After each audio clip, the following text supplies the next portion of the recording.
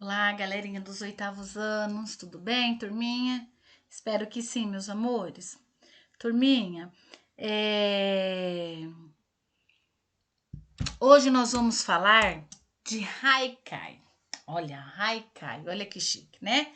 Está aí no livro 6 de vocês, capítulo 11, páginas. São aí de 308 a 311, tá bom? E aí, os módulos são 91, 92 e 93. Vamos lá, turminha? Então, olha só. Criatividade em poucas palavras. Haikai. As palavras apresentam sentido tão variados que constitui uma das principais ferramentas para se explorar a linguagem de maneira criativa, evidenciando a fascinante possibilidade de expressar, com poucas palavras, uma mensagem importante. Um exemplo disso são os poemas do gênero haikai, tá? Então nós vamos estudar aqui os poemas, tá? Que muitos aí estavam já, ai, que é isso, né, Pro? Então é um gênero aí de poemas, tá? Do gênero haikai. Embora os textos produzidos no Brasil variem bastante de tamanho em geral, tá? Em geral, esse tipo de poema não é extenso, mas ainda assim pode transmitir ideias com sentido muito bem aí elaborados, tá? Para reforçar essa composição rebuscada, as figuras de linguagem são um recurso amplamente empregados, tá bom? Então, o livro de vocês trazem aí o que é um vocabulário, né? Rebuscar. O que é, turminha? Nada mais é do que aperfeiçoar-se, né? Aí e aprimorar-se. Nesse conjunto de 3 módulos, gente, serão apresentadas as principais características do gênero haikai. Ele é um poema de origem japonesa, tá? Que se tornou muito popular aqui, tá? Popular na literatura brasileira. Então vamos lá. Leia o haikai aí de Monteiro Lobato apresentado a seguir. Então, olha só, é um texto com poucas palavras, não extenso, tá, gente? Com poucas palavras. Ao luar. Como reconhecer a flor da cerejeira? Deixando-nos guiar pelo seu perfume. Monteiro Lobato, ao luar, tá? E aqui toda a fonte da onde foi tirado isso aqui. Então, olha só. Esse poema é bem breve, constituindo em apenas 3 versos, tá? Versos, gente, cada linha do poema, relembrando, tá? Apesar disso, ele transmite imagens que se conferem impressões agradáveis ao leitor. É possível imaginar uma noite enluarada e uma cerejeira exalando seu perfume. A formação dessas imagens funciona como uma captura fotográfica, tá? Então, a hora que a gente lê aqui, ó, ao luar, como reconhecer a flor da cerejeira? Então, olha só, deixando-nos guiar pelo seu perfume. É como se a gente começasse ali a imaginar essa noite enluarada e essa cerejeira aí exalando, né, transmitindo aí o seu perfume, ok? O haikai, tá? É um texto de origem japonesa, em que seu poeta mais renominado é o escritor aí japonês, tá? Matsuyo Basou, não sei se é assim que fala, tá, gente? Que viveu aí no século 17. No Brasil, essa forma de poema começou a ser divulgada no século 20, tá? Sendo representada por Monteiro Lobato e Afrânio Peixoto. Entre os poetas brasileiros que mais se destacaram pelas produções de haikais, podem ser citados o Guilherme de Almeida, o Paulo aí, Lemesquim aí, tá? E Milor Fernandes. Então, olha só, aí tá falando um pouquinho da vida dele, tá? De Basho aí, sei lá se é assim que se pronuncia, tá? Ele é considerado o poeta mais popular aí do século XVII no Japão, tá bom? E vamos lá. As principais características do haikai clássico são, tá, gente? Então, vamos ver as características desse poema. A composição dele é constituída em 17 sílabas poéticas, dividida em 3 versos de 5, 7 e 5 sílabas. Divisão de 2 metades, geralmente representada pela justa posição de 2 ideias, que, via de regra, distribui-se em 2 frases ao longo de 3 versos. Referência à natureza ou às estações do ano, tá? Então, é uma outra característica aí. Apresentação de um evento particular que ocorre no presente. As produções modernas de haikai, especialmente as que são feitas no Brasil, não conseguem todas essas regras, porque elas são mais flexíveis nas suas criações do que as criadas aí no Japão, tá? Assim, é comum que não haja referência às estações do ano ou que a divisão silábica seja diferente, uma vez que tanto a estrutura silábica quanto a distribuição vocálica são diferentes nas línguas japonesa e portuguesa. No Brasil, as estações do ano não são muito bem definidas. No entanto, há algumas características universalmente atribuídas a cada estação. Veja a seguir, né, algumas delas, ó. No Brasil, as estações do ano não são bem definidas, tá? Então, vamos ver aí, ó. A primavera, reflorescimento da flora, infância, ar. Calor, né? O verão, calor, adolescência, fogo. Outono, queda das folhas de árvores, maturidade, terra, tá? E o inverno, frio, velhice, água. Então, olha só, gente, ó, as características universalmente atribuídas a cada estação, certo? Aqui no Brasil, elas não são tão bem definidas assim. Observe que Monteiro Lobato cita em seu haikai a flor de cerejeira, espécie típica da primavera do Japão, certo?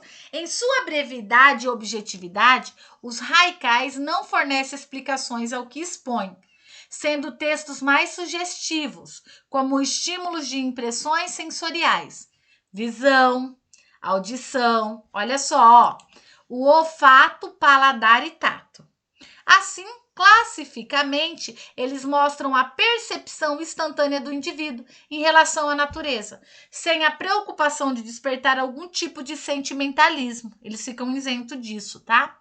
O humor também é característica marcante dos haikais, muitas vezes explorando o uso de trocadilhos, tá? Que são o jogo de palavras com sons semelhantes, mas sentidos diferentes, ok? Aí, ele retrata imagens aí da cerejeira lá no Japão, tá, gente? E isso foi vista à noite, tá? Foi tirada à noite aí. Então, olha só, movimentos ambientalistas. Sendo a natureza um dos temas clássicos do haikai, é possível estabelecer uma relação dessa poesia com os movimentos ambientalistas. Afinal, se o aquecimento global continuar, as alterações climáticas serão cada vez mais frequentes, diminuindo as diferenças entre as estações do ano. Os movimentos ambientalistas ou ecológicos têm como principal objetivo defender o meio ambiente. Isso envolve lutar por medidas por sua proteção e questionar os hábitos de consumo da sociedade. A preocupação com o meio ambiente aumentou em larga escala após a Revolução Industrial, século aí 18, tá? Quando se tornou mais evidente a capacidade de o ser humano impactar negativamente a natureza. A criação do Parque Nacional, aí, que eu não sei como se pronuncia, tá? Em 1872 foi o marco dessa tomada de consistência ambiental. Tá aqui, o Parque Nacional deles lá, tá bom? E aqui o Guilherme de Almeida, tá? Que é um dos nossos arcadistas aí, né? Vamos dizer assim, os produtores aí que gosta de escrever haikai, tá bom? Depois, resumindo, haikai é um gênero de poesia com forma fixa. Possui 3 versos. O primeiro e terceiro são redondilhas menores, tá? Redondilhas menores, versos de 5 sílabas. E o segundo são redondilhas maior, versos de 7 sílabas. Portanto, é uma poesia objetiva e sintética. O haikai tradicional não possui títulos nem rimas e apresenta temática bucólica. No Brasil, os principais arcaístas, tá bom? Tô pronunciando errado. São Massuta Goga, Guilherme de Almeida, Alfrânio Peixoto, Pedro Xisto, né? E assim, Milor Fernandes, Alice Ruiz, tá? E as características deles, ó.